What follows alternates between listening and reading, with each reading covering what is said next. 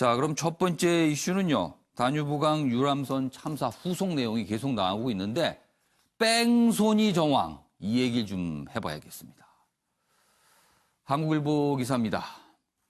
크루즈선 추돌 뒤 후진 의문의 2분 3초 이 영상이 지금 공개가 됐거든요. 커지는 뺑소니 의혹이다 이렇게 돼 있습니다.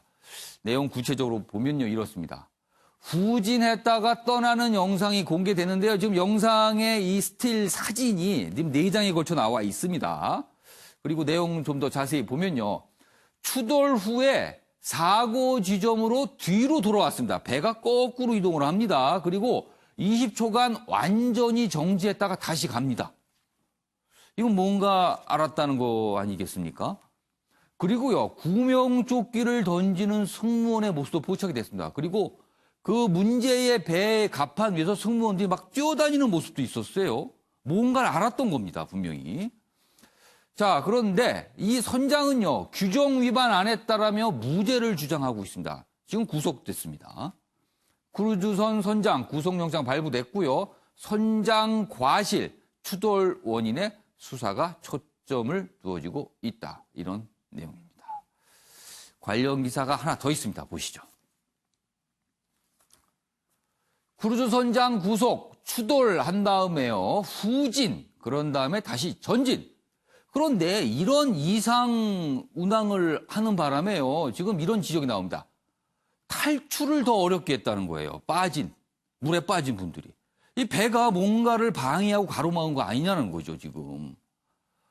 안타까운 부분이 한두 가지가 지금 아닙니다. 여기 또 보시죠. 헝가리 유람선 협회가 새 영상을 공개했는데 거기에 고스란히 담겨 있습니다. 크루즈 승무원이 구명조끼를 던졌다. 선장, 유람선 추돌 알았을 가능성이 있다는 겁니다. 자, 그럼 여기요. 지금 이 기사 두 가지 봤는데요. 이 내용을 다루고 있는 그 영상이 있습니다. 지금부터 보겠습니다. 자, 지금 영상을 보시면요. 배가 화면에서 사라졌다가 뒤로 갑니다, 지금. 뒤로 이동을 쭉 하고 있어요. 그리고요, 그 앞에 보시면 위에 갑판에 누군가 움직이고 있죠? 분명히 저거는 선원일 텐데 굉장히 급하게 뜁니다. 아, 그리고 화면의 아랫부분에 보시면 뭔가 물보라가 있죠. 저기에 지금 이 강에 빠지신 분들이 뭔가 움직임, 그 빠지신 분들의 움직임이 아니까 지금 추정이 되고 있고요. 위쪽에는요, 굉장히 뭔가 바쁩니다. 분주하게 움직이고 있어요. 그리고 또 다른 영상도 지금 나타나고 있는데요. 저러고 나서는 그냥 갔습니다. 그리고 뭔가를 던집니다. 저게 지금 구명조끼로 지금 나오고 있거든요. 그럼 이게 뭡니까? 추돌을 한 걸 알았고요. 배가 침몰했다는 것도 알았을 겁니다. 그리고 강 위에는 사람들이 떠 있었어요. 그러니까 구명조끼를 던진 거거든요. 그런데 그냥 가버렸어요. 이게 도대체 무슨 상황입니까, 이게? 자, 그래서 지금부터 이 얘기를 좀 해봐야겠는데요. 우선 조대진 변호사. 네. 영상 자체를 보면은 분명히 뭔가를 알고 있었던 걸로 보여요. 물론 좀 더 정교한 수사가 필요하지만요. 자, 그럼 가정을 좀 해보겠습니다.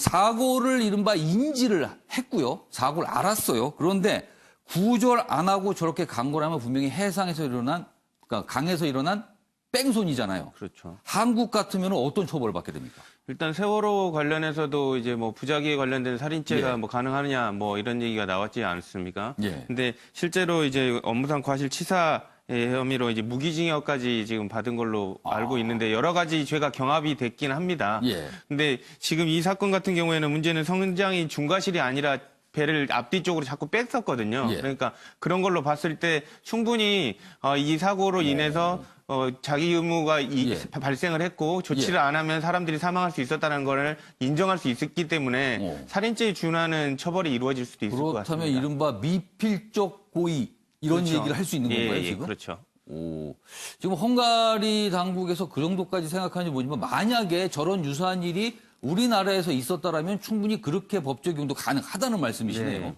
윤찬 변호사는 어떻게 보세요? 이제 거기에 더해서 아마 그 특가법이라고 우리 자동차 뺑소니처럼 그 특가법상에도 그 도주 선박에 관련된 규정이 있어요. 그래서 거기 보면은 무기 또는 5년 이상의 징역형이 있거든요. 예. 그래서 그건 직접적인 적용할 수 있는 규정이 있고요. 예. 왜냐하면 본인이 아마 그 영상을 보면은 교각에 본인 배가 부딪히지 않기 위해서 방향을 오른쪽으로 틀은 걸로 이렇게 그렇죠. 그렇게 비춰지거든요. 나옵니다, 지금요. 그 틀었을 때 설사 옆에 배가 있는 걸 인지하지 못했다 하더라도 예. 이 현황판에다 계기판에 나온다고 하니까 분명히 뭔가 부딪혔다는 그 충돌의 기미를 예. 느끼지 못했다 하더라도 배가 가다 섰다가 네. 뒤로 왔다가 다시 가는 걸로 봐서는 분명히 사고 사실 자체를 인지했던 걸로 보여요. 예. 그렇다면 사고 후에 그 해당 피해 선박이 여객선이기 때문에 분명히 사람이 탔을 것으로 보이고 그럼 그 안에 사람이 다쳤을 수 있다는 것을 인지했을 거로 보여요. 설사 인지하지 못했다 하더라도 예. 인지했어야 됩니다. 이거는 예견 가능성이 있다고 보여져서 우리 특가법상의 도주 선박에 해당하는 걸로 예. 일단 그렇게 보입니다. 조대인 변호사. 그런데 지금 구속된 선장, 물론 국적이 헝가리가 아니라 그래요. 외국이죠. 예, 외국으로 우크라이나 뭐 이렇게 얘기가 나오고 있는데요.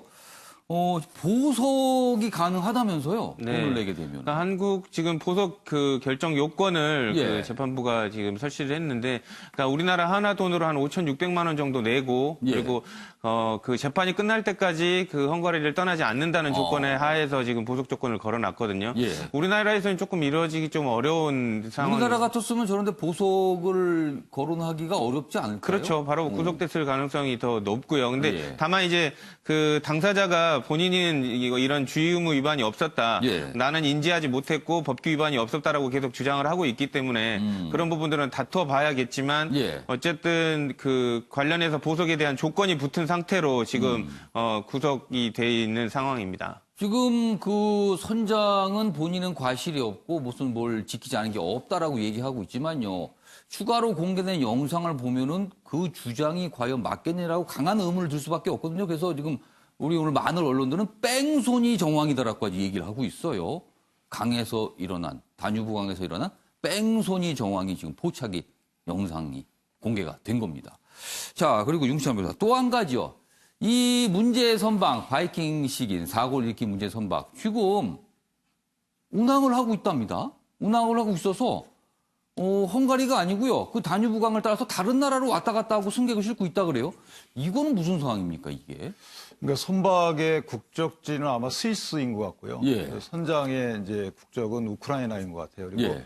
이 사건에서 이제 민사 사건이 아니다 보니까 일단은 예. 그러다 보니까 형사 사건에서 배가 갖는 의미는 이제 증거물일 수 있어요. 그렇습니다. 증거물인데 그 헝가리 검찰 대변인 말에 따르면 아마 상당히 증거물은 확보를 했다. 예. 그리고 영상이 있기 때문에 예. 입증에는 문제가 없다. 그래서 아마 이제 뭐 환부 처분, 우리나라 같으면 이제 가한부 이런 처분을 하는데 그래서 처분이 있었는지는 모르겠지만 예. 어쨌든 정상 운행이 되게 된 것 같고요. 예. 다만 이게 몰수의 대상은 아니거든요. 왜냐하면 이제 그 행위자인 선장과 그 소유자인 배 국적지가 다르기 때문에 예. 범죄 행위자의 소유에 해당하지 않아서 몰수의 대상이 아니기 때문에 저거는 예. 아마 억류해 놓지는 않을 것 같고요. 예. 다만 우리 정부가 밝힌 것처럼 만약에 민사 소송이 진행이 된다면 그러면 이제 이 선적주인 스위스 선박 회사도 사용자 책임을 질 수 있어요.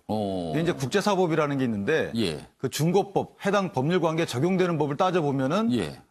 충돌지인 헝가리법이 적용될 수도 있고 예. 또 여차하면 우리나라법이 적용될 수도 있거든요. 예. 우리나라법에 의하면 당사자인 선장은 물론 배상 책임을 지지만 그 선장을 고용한 그 스위스 해당 선박 회사도 예. 사용자 배상 책임을 지거든요. 예. 그렇다면 이제 가압류의 대상은 돼요. 그래서 그런 민사적 법률 관계에 따르면 이 선박이 또 도망가면 안 되는데 예. 어찌됐든 그런 민사적 법률 관계에 따른 위험은 남아 있습니다.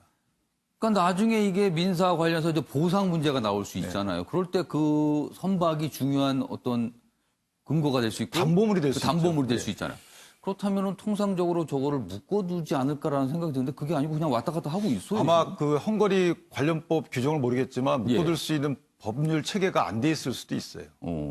그래서 오늘 뭐 일부 언론에 따르면요, 뭐 가압류 뭐 신청을 할 걸로 예상이 된다. 뭐 이런 얘기도까지 나오고 있어요. 사실. 그러니까 만약에 가압류를 한다 하더라도 예. 우리나라도 마찬가지입니다. 가압류 한다고 해서 자동차를 운행을 못 하는 건 아니거든요. 선박도 마찬가지고 예, 예. 아마 그런 법률 규정에 따른 걸 거예요. 자, 무슨 뭐 이 배를 묶어두네 어쩌네 그 문제에 따른 게 문제가 아니라 사람의 목숨을 앗아간 사고거든요. 그런데 돌이켜서 그리고 계속 나오고 있는 어떤 영상을 보면요. 안타까운 지점이 한두 군데가 아니다. 저때 뭔가를 했었더라면 하는 생각을 하지 않을 수가 없습니다. 지금. 이게 뭐 국내에서 났으면 좀 어떻게 당국이 좀 회복이라도 하는데 이게 외국에서 발생한 거라서 이게 참 제한적이고 해서 답답함이 좀 느껴지는 상황입니다. 알겠습니다.